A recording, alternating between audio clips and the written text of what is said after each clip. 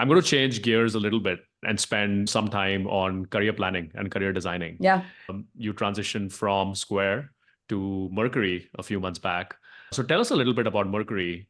And then also, what have been your key observations and key learnings over the last few months, especially transitioning from a large company like Square or Block and to Yeah. a fast growing startup, Mercury? Yeah. So Mercury is a fintech company. We offer banking services and financial workflow software to our customers. I do have to say, because we're in a highly regulated industry, I guess I should make it very clear we are not a bank. Our banking services are provided by FDIC members like Choice Financial Group and Evolve Bank and Trust. But Mercury's been around for the last 5 years. We have over 200,000 customers, and it's still growing at an incredible clip. And we're still in the early innings, in my opinion. As a private company, I think we're still considered a startup, but moving from like a public company and a huge employee base like a Square Block after almost 8 years to a smaller company like Mercury definitely had a learning curve for me. I absolutely loved my experience during my time at Square. It was a privilege to work there with just top-tier talent, challenging you and making you better at your craft. And so when I looked back at what kept me at the company, I think it came down to three aspects. And those were the three aspects, those were the same three aspects that drew me to Mercury. So I think the first one we talked about, but it was the product. That feeling when you interact with a product and you can immediately tell that the person behind it built it with like care about the details and some level of love. That's the emotional resonance, I guess, I had with Square when I first saw it and used it as a customer. There's that magic to it. And honestly, it was the same reaction I had when I first used Mercury. I knew that at that point there were no PMs at the company, but it was really clear, again, to that earlier point of the engineers, the designers, the other builders had such care for what they were creating. And that was the type of environment I wanted to be a part of as a product person, because a place like that already understands and up levels the expectations of quality that we want to create in our products. The second aspect was the people. I play tennis, and it's always more fun to play with someone a little bit better than you because it improves your game. And so that's what I felt at Square. Like that A+ talent challenges you, pushes you, but it improves your game. And I really don't think that ever means that we need to have a ruthless, fear-based environment in order to have that kind of challenging space. I talked to a few early stage founders too, and when I speak to them, I think they sometimes feel like they have to go into full like Machiavellian mode to push their teams. But it's really just about being clear and direct, having high expectations, and wanting the best out of your team. That also then attracts talent that's very similar to wanting those same things. And yeah, that breeds the people piece. And then I think for me, finally, it was about impact. The ownership and accountability of a product area that PMs owned were much wider at Square than a lot of tech companies.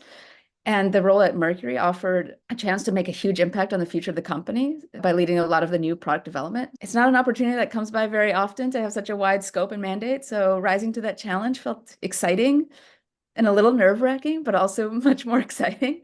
So now that I've been at Mercury for about 7 months, I think the learnings that during that time have been somewhat obvious.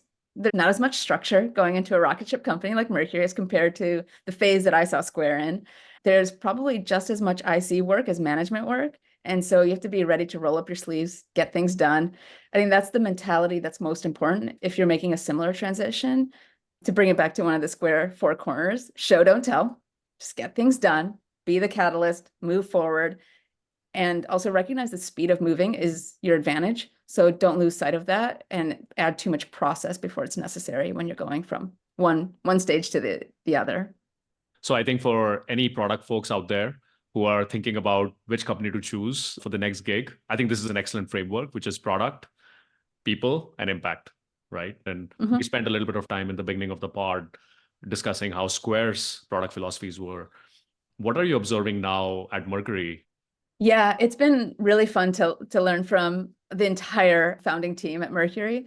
I think we've actually gone through a few iterations of what it takes to be a PM at Mercury. And I think that actually encapsulates what you're talking about in a nice way. So the things that matter to us, as we were all talking about, this was part of like more of a PM career management and career matrix, but it helped us understand what was most important to us when we think about product as a discipline. And so the expectations that we put in place were threefold. One, build lovable products. So the expectations for PMs at Mercury is that they wholeheartedly strive to building products that customers genuinely love. Like it includes not only having a strong product sense, but also being that same customer centricity, the same quality obsessed and detail oriented type of person. It was really key to a lot of even what the founders did in the early days just on their own. I think the second aspect of it was make sure you can positively impact the business. We're not just doing this as like a artisan, I should say. We're not just doing this as like a piece of art. We do want to build a business where we want PMs and to be expected to think holistically about the business impact of their work, drive towards results, but do that with like respect and a collaborative mindset with their teams.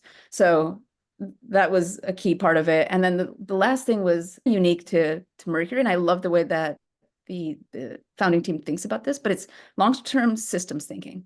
So the Mercury product is getting more and more complex.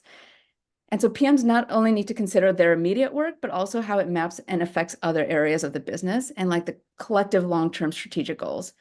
So it's not just excellence in your put blinders on and think about your own product, but it's at the overarching level. How does everything interact with one another? Because complexity becomes an n-squared problem as you add more products into the mix. And so this idea of you can't just say, this is mine and this is my domain and nothing else matters. You have to think about it just holistically so that we have a holistic view of the customer's interactions as well and their customer journey as part of what we think about. This is great. So I think for anyone out there who is looking to join the product team at Mercury, you have to build lovable products. You have to be willing to translate these lovable products into an actual business. And then third is you have to have systems thinking and how it impacts other parts of the business. High accountability and ownership.